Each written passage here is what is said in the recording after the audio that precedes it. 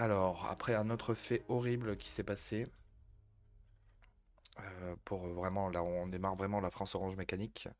Donc alors, Aubonne, 95, c'est vraiment un truc de fou. Josette, 83 ans, a dû attendre 44 heures aux urgences. Traumatisée et affaiblie, elle a alors refusé de s'alimenter et est morte 15 jours plus tard. C'est horrible. Je sais pas si c'est elle, c'est cette dame. Putain, je suis pas sûr, hein. 4 ans.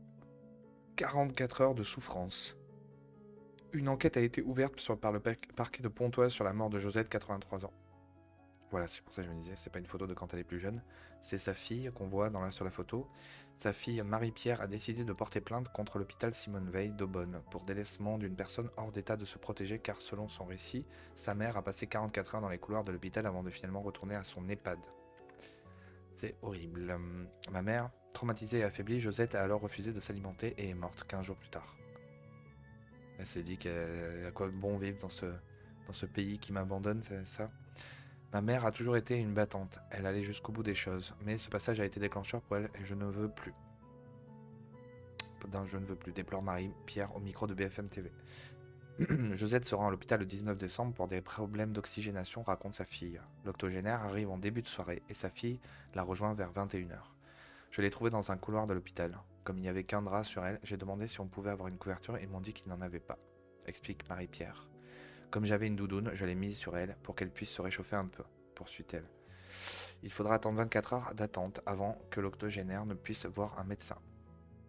Une journée entière pendant laquelle cette femme de 83 ans n'est pas changée et ne reçoit comme nourriture qu'une compote. BFM TV. Les larmes lui montent aux yeux en évoquant le drame qu'elle vient de vivre. Marie-Pierre Masagio est déterminée et prête à aller jusqu'au bout. Cette habitante de Beauchamp, Val d'Oise, a déposé plainte contre l'hôpital Simone Veil d'Aubonne pour délaissement d'une personne hors d'état de se protéger. Un délit puni de 5 ans d'emprisonnement et de 75 000 € d'amende. Une enquête a été ouverte, nous a confirmé le parquet de Pontoise.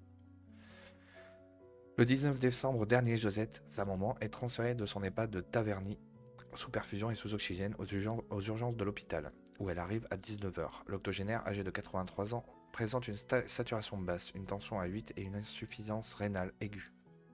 Après avoir vu une aide-soignante, qui lui prend ses constantes, elle est installée sur un brancard, dans un couloir où sa fille la retrouve à 21 h. Hémiplégique et juste vêtue d'une chemise de nuit. Putain.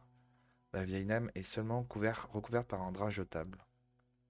Sa fille, en quittant les lieux vers minuit, lui laisse sa doudoune pour éviter qu'elle ne prenne froid. C'était la cour des miracles, se souvient Marie-Pierre Mazagio, tout un étalage de brancards. On voit aussi le désarroi des soignants vis-à-vis des patients qui arrivent.